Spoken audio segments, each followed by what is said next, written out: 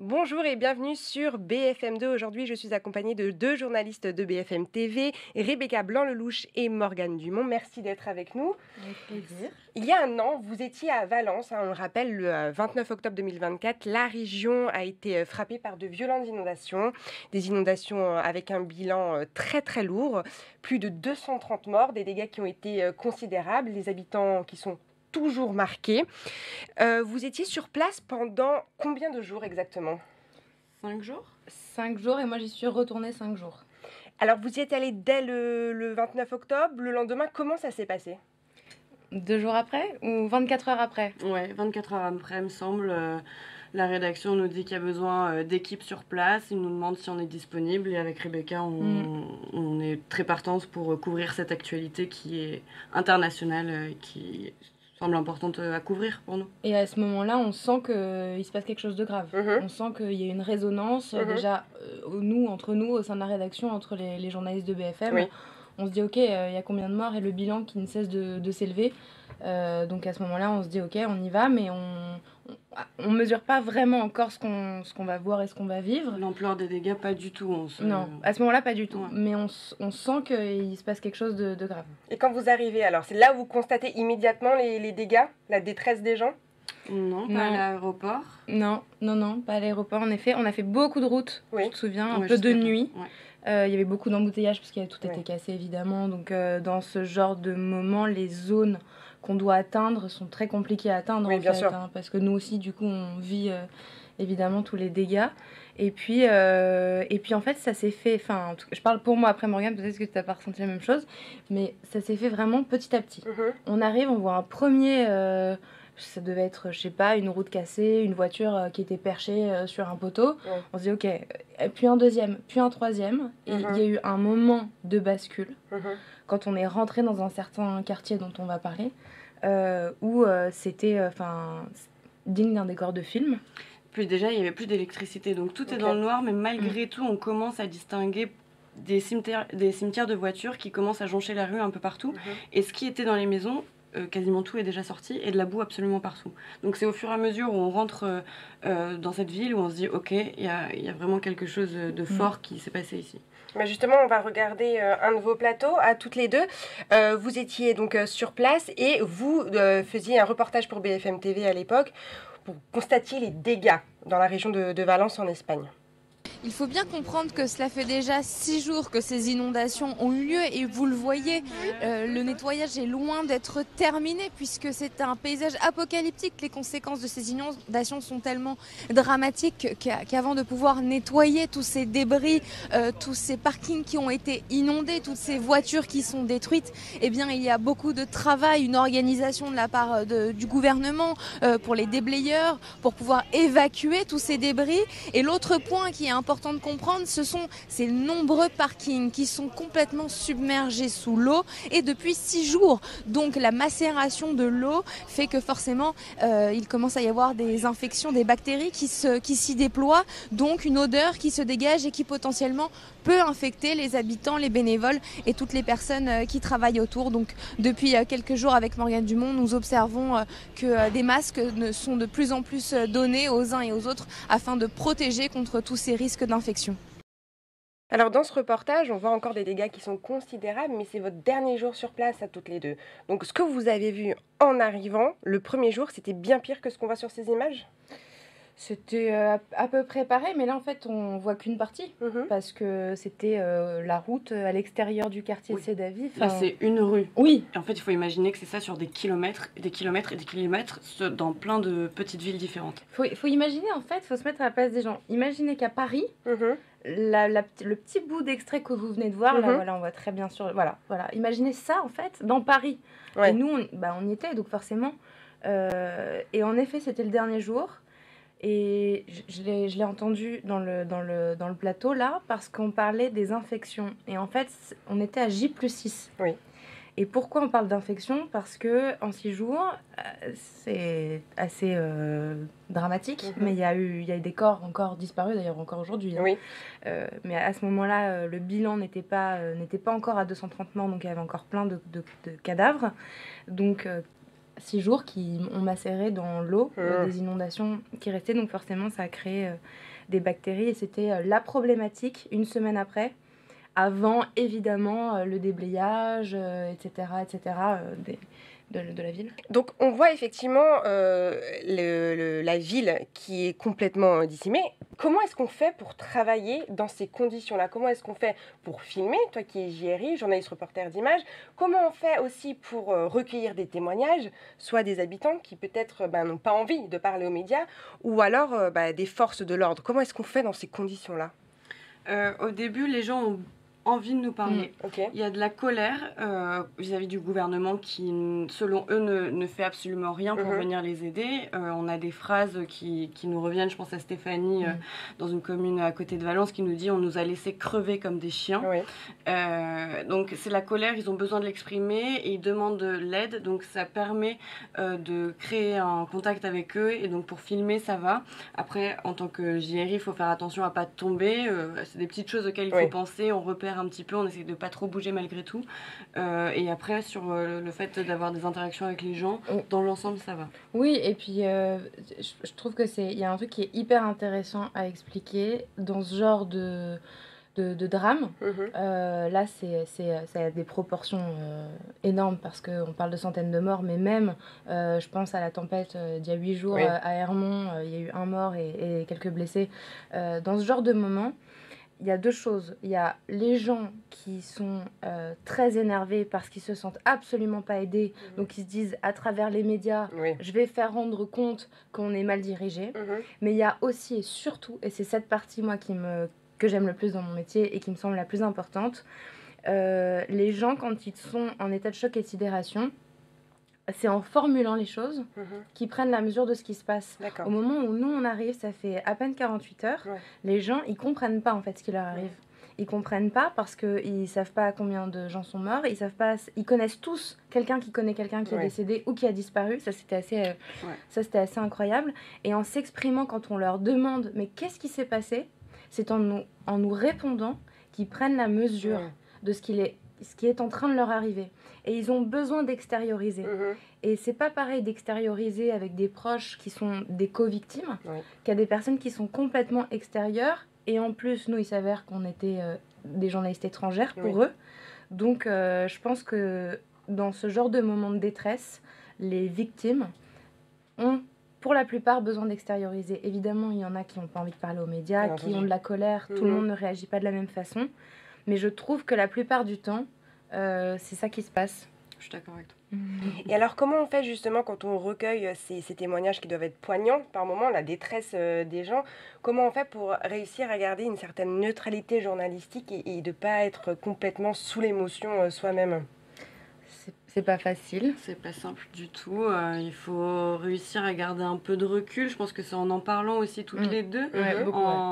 C'est hyper important quand il y a un témoignage où on peut avoir les larmes qui montent pendant qu'on pose les questions derrière la caméra.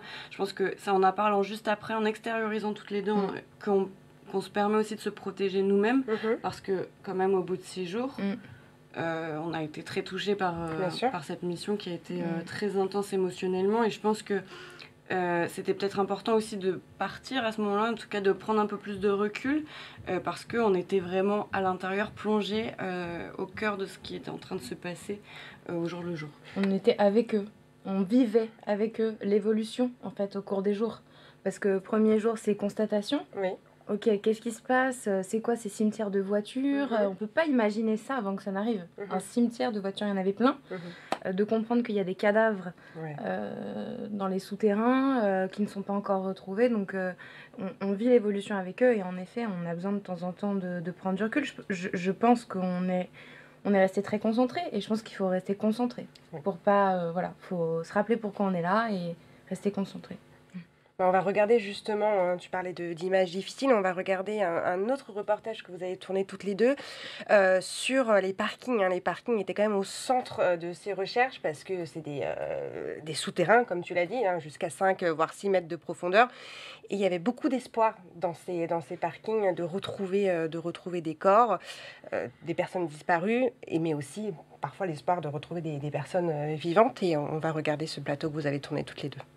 Ici, dans le quartier de la Torre à Sedaví, où nous nous trouvons, les recherches se poursuivent. Vous pouvez le voir sur les images de Morgane Dumont. Là, il s'agit d'un parking. C'est le parking de la place principale de la commune et le parking de la mairie notamment, qui abrite 200, 300 voitures. Et cela fait, à J+4, cela fait 4 jours que ces inondations dramatiques ont eu lieu. Et l'eau n'est toujours pas évacuée. Il faut bien s'imaginer qu'il y a 5 mètres d'eau à l'intérieur de ce parking à 2 niveaux et potentiellement des victimes. On a rencontré des pompiers qui nous disaient qu'il pourrait y avoir beaucoup de corps qui vont être retrouvés dans les prochaines minutes, dans les prochaines heures et dans les prochains jours, quand les évacuations auront lieu, quand ce sera possible pour les pompiers d'accéder à ce parking, d'aller dans cette eau qui est très trouble, très sale. On peut d'ailleurs sentir une très mauvaise odeur qui se dégage avec Morgane Dumont depuis hier soir.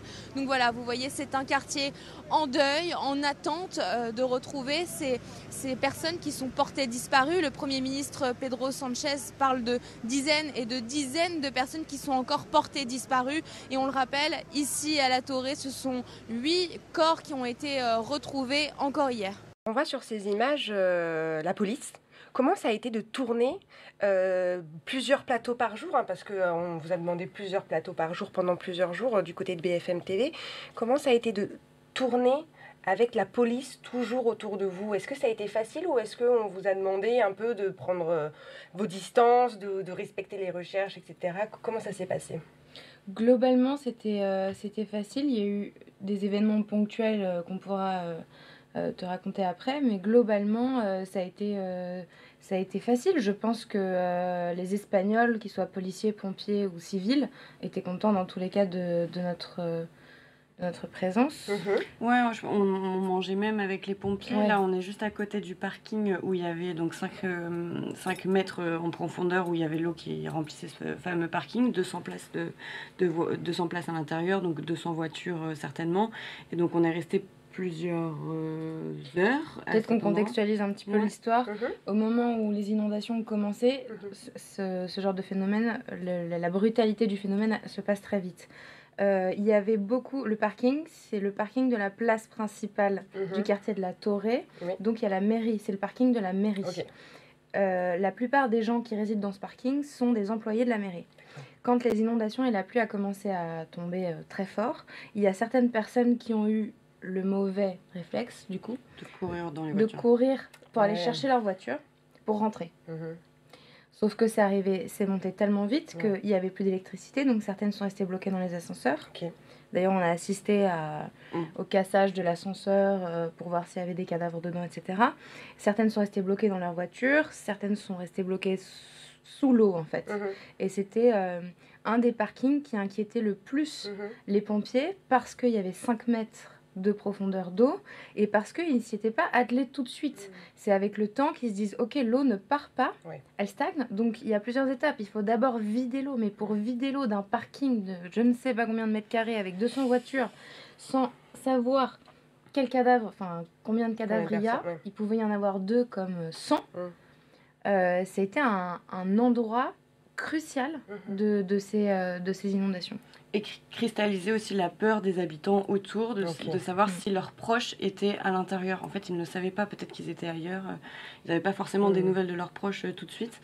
Et donc, sur ce direct-là, nous, on venait de frapper à la fenêtre de la voiture. On était nous dans la voiture, entre deux tournages. On était nous dans la voiture, on savait qu'on allait avoir un duplex dans quelques secondes. La coordination, donc BFM TV, nous appelle pour qu'on se mette en direct. Et en même temps, il y a les policiers qui frappent à la fenêtre et qui nous disent évacuer. Enfin, il faut sortir absolument de la voiture, il faut aller très vite. On essaye de demander des explications tout en gérant... en espagnol, hein. Oui, j'imagine. Et en fait, ils refusent de nous en donner. Juste, il faut partir le plus vite possible. Et en fait, on est déjà en direct à ce moment-là. Ouais, sans le savoir. La police nous dit on ne peut pas vous dire, mais il faut partir tout de suite. Et on dit mais votre voiture, vous la laissez là. vous partez de cette zone tout de suite. Sauf que nous, ça faisait 3 jours qu'on travaillait sur cette place, qu'on s'était garé au même endroit, et on ne comprend pas ce qui se passe. Et d'un coup, on voit une armée de gens, de policiers arriver, installer des rubalises, nous demander d'évacuer, et de l'autre côté des rubalises, une foule de gens arrivés qui commençaient à hurler. Et nous, on ne comprend pas vraiment ce qui se passe à ce moment-là. Et en plus, on se fait prendre en direct à ce moment. On se fait prendre en direct à ce moment. Donc Rebecca essaye d'expliquer ce qui est en train de se passer. On passe une première rubalise qui vient d'être installée, une deuxième. Et en fait, pendant le direct, on se fait prendre à partie par les personnes qui sont autour de nous, donc les habitants, parce qu'ils sont en colère à ce moment-là, parce qu'eux, on redoute le fait qu'il y ait des corps de leurs proches qui soient à l'intérieur du parking. Parce qu'on comprend donc par la colère de cette personne, parce que c'est un homme qui nous a pris à partie, que tout ça se passe en espagnol. Donc on comprend que eux parlent avec la police en espagnol, on comprend pas tout, mais on suppose donc qu'on nous a demandé d'évacuer si rapidement parce qu'il y avait une sortie de cadavres. D'accord. Ah, qu'il fallait pas être... Et qu'on n'avait pas le droit de voir ça. Et qu'on n'avait pas le droit de filmer ça. On n'a jamais le droit de filmer des cadavres. Et effectivement, on a vu un plongeur ressortir du parking et un habitant l'arroser avec de l'eau claire pour éviter qu'il y ait des bactéries qui soient sur lui. Sachant que ça faisait 2-3 jours, peut-être ce direct-là, je crois que c'était au bout de 3, même peut-être 4 jours de macération dans l'eau, dans le parking. On comprend que la personne qui nous prend à partie, c'est pas contre nous. C'est parce que il attendait et il avait peur qu'il s'agisse de son... Je crois que c'était son conjoint.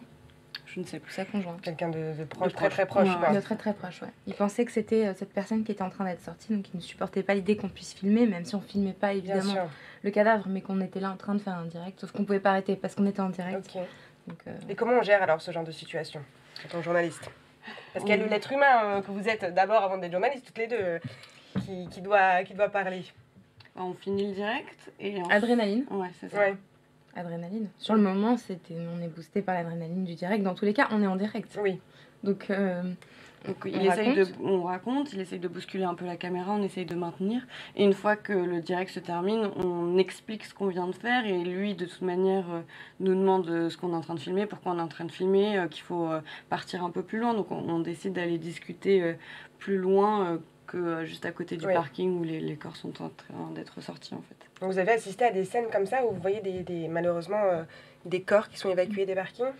Tout à fait. Et pour revenir sur l'odeur, je pense que c'est si on devait y avoir un mot à une question qui est qu'est-ce qui vous a le plus marqué, c'est l'odeur. Ok. C'est l'odeur parce que tant qu'on n'a pas senti l'odeur, je pense de la mort, on peut pas la. En revanche, une fois qu'on l'a senti, on peut pas l'oublier. Ok. Voilà. On sait que c'est elle, on sait que c'est pas autre chose, c'est pas. Ouais, on sait sans qu'on nous le dise. Et aujourd'hui, vous en parlez comme c'était hier, en fait, quand j'entends vos paroles. Je ressens quand même un peu d'émotion. D'ailleurs, tu l'as dit quand on a diffusé un de tes plateaux que ça te faisait quelque chose. 1 an plus tard, vous, comment est-ce que vous vivez de revoir ces images? Aujourd'hui, on en a fait beaucoup quand même sur cet anniversaire de ces inondations meurtrières. Qu'est-ce que ça vous fait de revoir tout ça? Ça fait bizarre et ça donne envie d'y retourner. En fait, ça donne envie d'aller chercher de nouveaux témoignages, de savoir où ils en sont. Est-ce que émotionnellement ça va un peu mieux? Est-ce que le post-traumatique est passé ou non? Et en fait, quand on regarde, parce qu'on est journaliste, on continue de regarder, on se rend compte que c'est pas du tout, qu'ils continuent de manifester, que l'argent n'est pas venu, qu'ils ont encore besoin d'énormément d'aide. Et donc ça donne juste envie, c'est d'y retourner et d'aller reprendre leurs témoignages et de mettre à jour ce sujet qui fait 1 an maintenant. Je suis complètement alignée.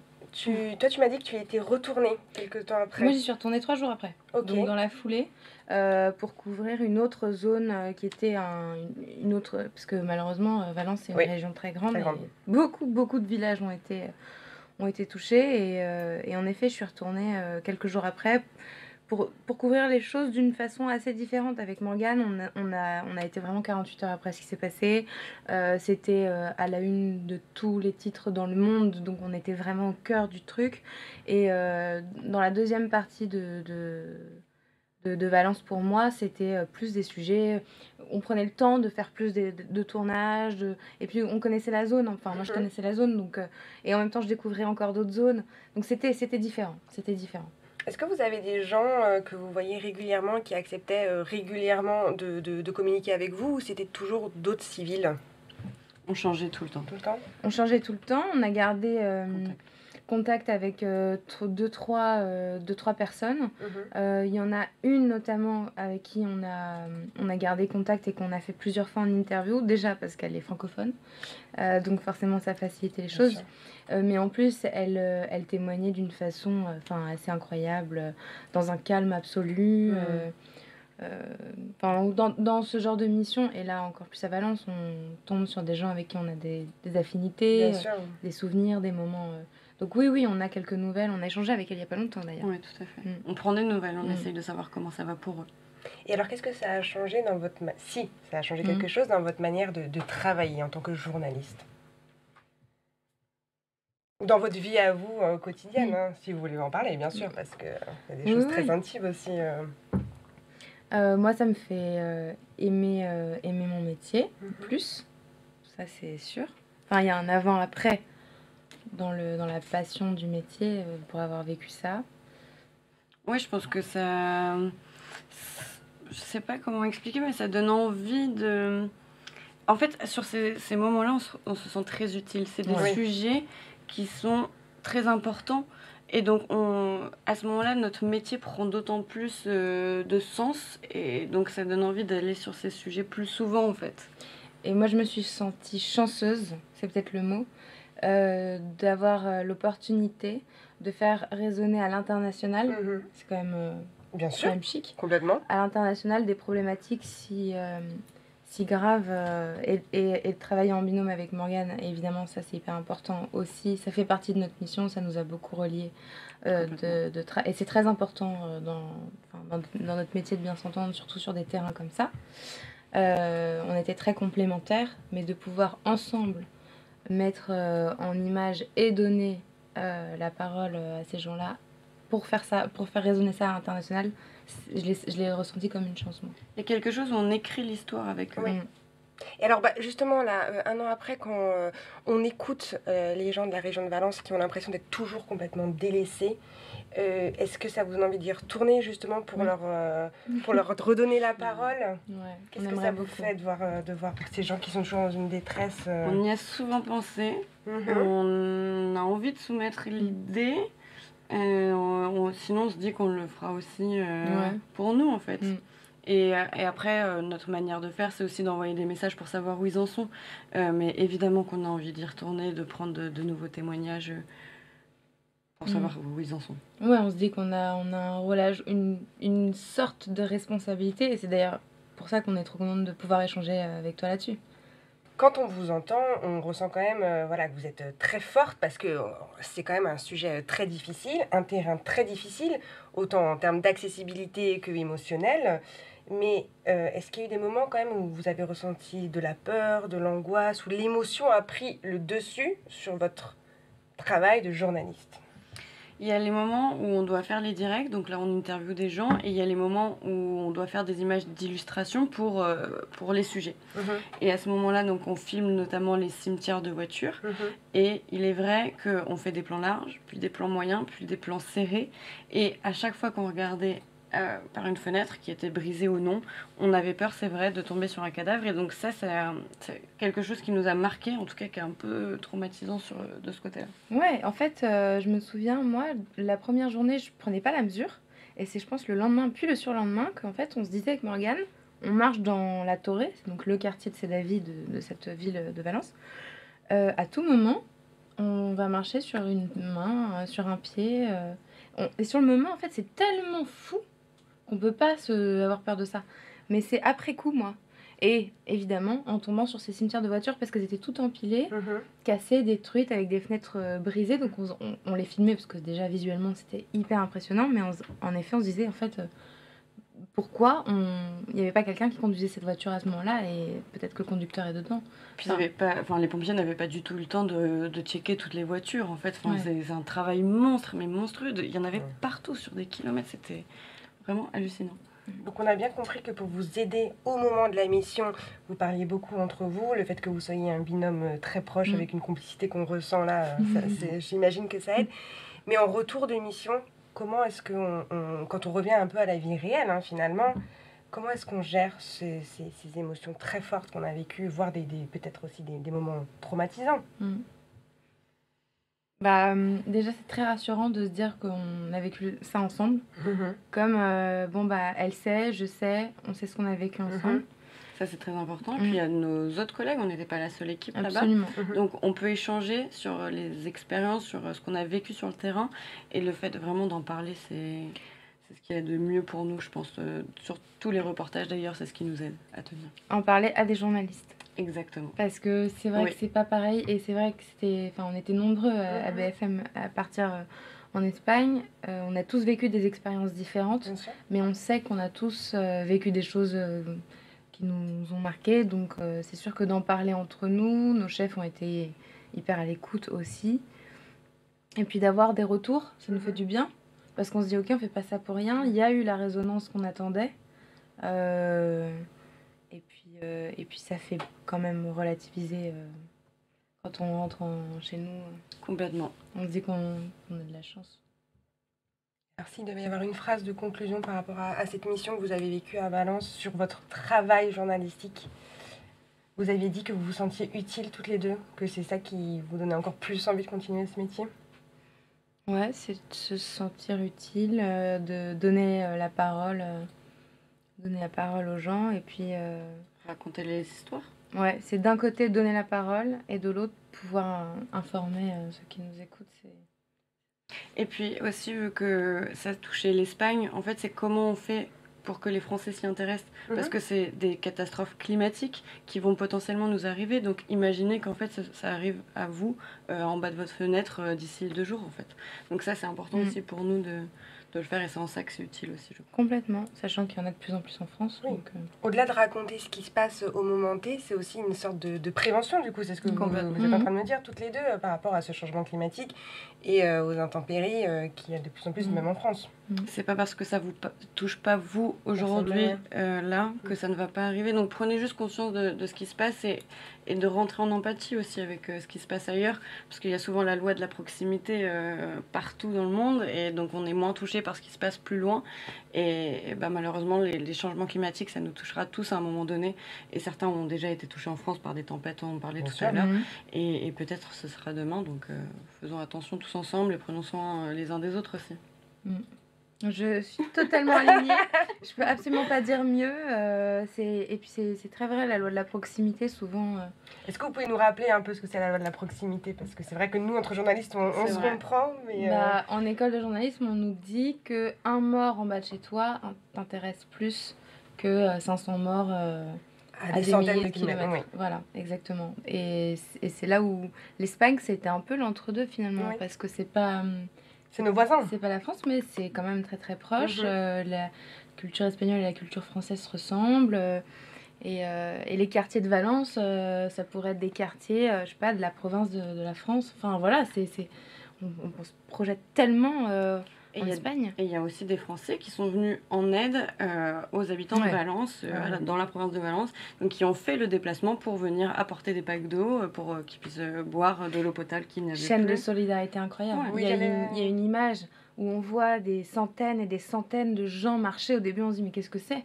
Et en fait, on voit en se rapprochant qu'ils ont tous soit un pack d'eau, soit un balai. À marcher, à venir. Et quand on leur a demandé qui êtes-vous, on dit à votre avis. Genre on se fait engueuler quoi. On vient aider en fait.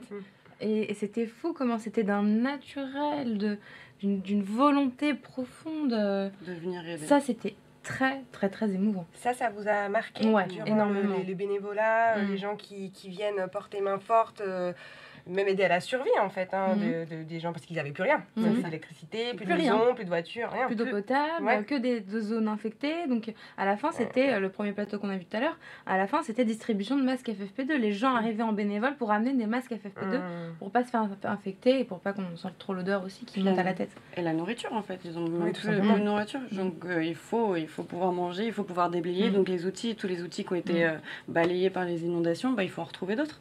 Donc tout ça, c'est des milliers et des milliers de personnes qui débarquent pour aider. Et c'était aussi fort parce que c'était des civils en fait qui venaient aider, alors que ils demandaient l'aide du gouvernement, donc des militaires qui en fait n'arrivaient pas dans les différentes villes autour de Valence. Merci beaucoup Rebecca et Morgane pour votre témoignage très précieux. Bien, du coup, on va peut-être vous revoir à Valence. C'est quoi votre prochaine mission là? Bonne question, on verra. Aucune idée. Aucune idée? Bon, au jour le jour. Au jour le jour, comme d'habitude. Merci beaucoup pour votre témoignage et nous, on se retrouve très bientôt pour un nouveau direct sur BFM.